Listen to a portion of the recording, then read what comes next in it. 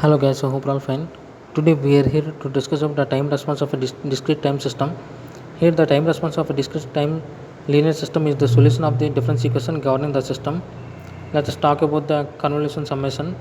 Here the impulse response sequence is u of k equals to u naught, u of 0, comma u of 1 and so on, u of I and so on, comma and so on. In terms of discrete impulses, we can write it as u of k equals to u of 0 into delta of k, u of 1 into delta of k minus 1 plus and so on, whereas which is equals to sigma I equals to 0 to infinity u of I into delta of k minus I.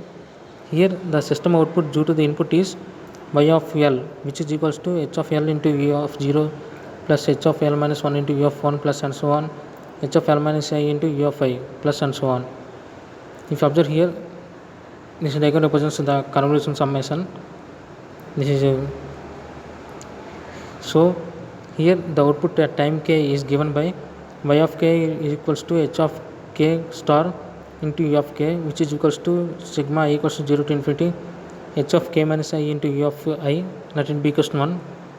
Here the delayed responses h of k minus I satisfies the condition like h of k minus I equals to 0 when I is greater than k.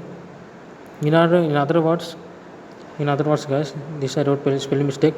In other words, the equation 1 can also be, this is equation 1, this equation can be reduced to y of k equals to u of 0 into h of k plus and so on u of k into h of naught, which is equals to sigma j is equals to 0 to k u of I into h of k minus I.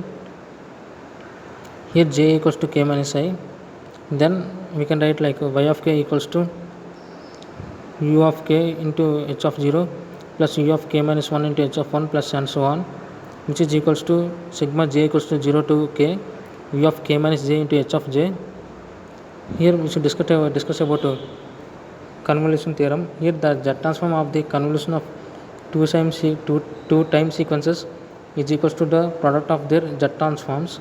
Here we know that y of z equals to sigma k equals to 0 to infinity y of k into z to the power of minus k, which is equals to sigma k equals to 0 to infinity into sigma I equals to 0 to infinity u of I into h of k minus I into z to the power of minus k.